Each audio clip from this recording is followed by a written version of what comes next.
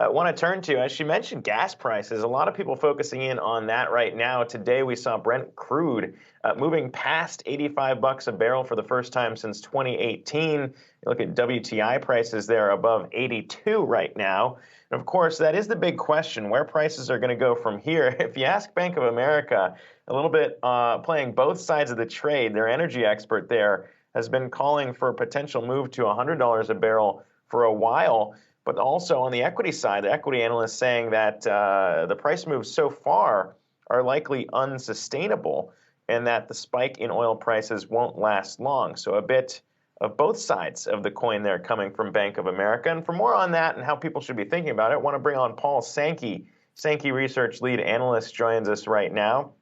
And Paul, I suppose, we've been talking a lot about a supply crunch here, the potential, of course, for that to change rather quickly if OPEC Plus wants to turn the spigot back on and start pumping. But where do you see prices moving in the short term?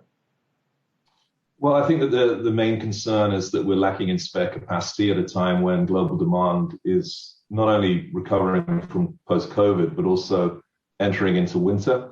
And then, as I'm sure you're aware, there's really a global energy crisis around natural gas. And so we're concerned that there's a tremendous amount of additional incremental oil demand that's going to come, basically dependent on how cold winter is. But already we've had the Saudis saying that they're seeing 500,000 barrels a day of extra winter demand because of lack of natural gas globally.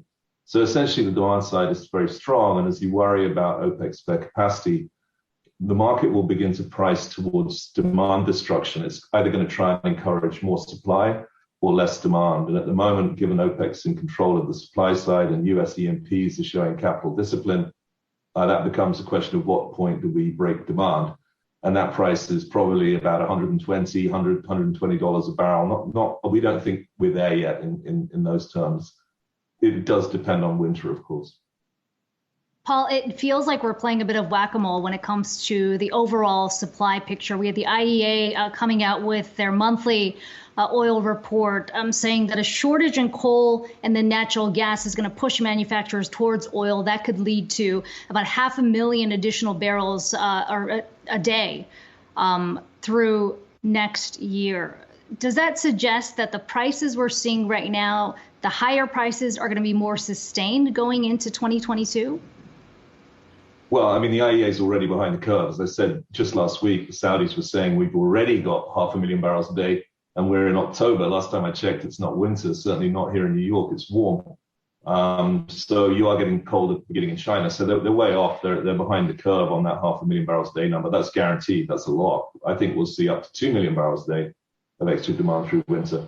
The key thing here is that the gas problem is structural. We've got a situation where China needs a lot more gas to offset its huge coal consumption. India's the same. Europe, with a lot of wind, needs a ton more gas, and I mean millions of tons. And all of that together is actually just a structural secular change that's partly related to the energy transition. The use of oil is suboptimal. You don't want to use oil in power if you can help it. So that's really a function of winter cold and emergency use of energy. And I've said that we think there'll be more deaths from energy poverty in the UK this winter than there will be from COVID. We're looking, unfortunately, for tens of thousands of people to die from energy shortages over winter, believe it or not. It's horrific, but that's how bad the crisis is.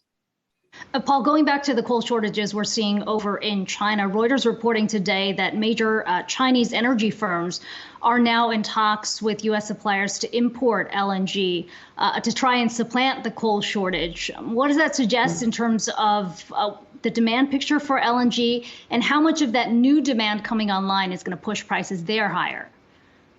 Well, it's as much as you can supply. So essentially, LNG is completely sold out. The ships are all full. And really, President Trump derailed these big deals that Reuters talking about. So there had been underway many negotiations. The Chinese want to buy U.S. LNG, U.S. natural gas. But unfortunately, with the trade dispute that we had with China under the Trump administration, that got derailed. And so now it's back on. And you can look at a stock like Tellurian, or if you want an existing stock like Cheniere, those are great plays on this potential for China to sign major contracts. Just lastly, though, Paul, because I'm not sure if I heard, a conviction in terms of where we go from here. And obviously, it's very hard to predict. But even just hearing Bank of America kind of counteract itself, seems like a lot of people are on the fence about bold price calls as we move past 85. But as you kind of fix the supply and demand issues here and you weigh it all out, I mean, is there more pressure to the upside from here in your mind, or do you see things maybe falling back a bit down from here? Well, I mean, one of the reasons I work as an independent analyst and not at a big bank is because of the kind of nonsense that you're hearing from a bank saying I'm bullish and the other guy saying I'm bearish. So at least I get to be bullish. No, we're bullish into winter because, as I said, all of this is happening in October.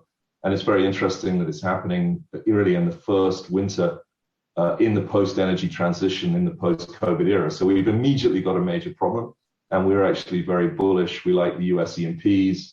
We like all the major gas plays out there, and we've been saying that pretty much all year. So until we get proof positive that winter is not going to be globally cold, you stay bullish all the way here right into year end, with oil already the best performing sector in the market 2021 year to date. I think we'll close out in the lead. Could I just also mention Kenny Lay's roll call tonight on Twitter? Anyone interested in oil, EFT, Energy Finance Twit, join us at 8 p.m. On Twitter. Thanks.